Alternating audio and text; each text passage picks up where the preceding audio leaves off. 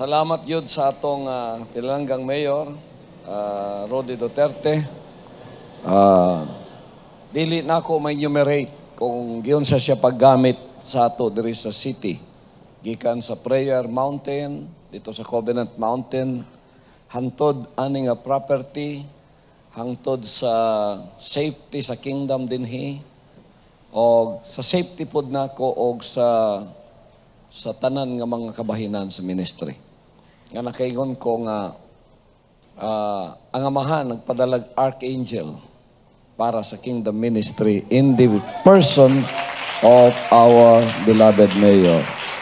Salamat yun sa atong pinalanggang mayor, Rody Duterte. Dili na ako may enumerate kung giyon siya paggamit sa ato diri sa city.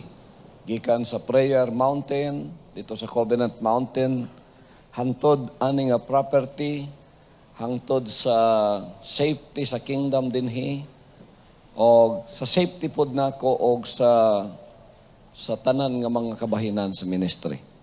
Nga nakaingon ko nga ang Amahan nagpadalag archangel para sa kingdom ministry in the person of our beloved mayor.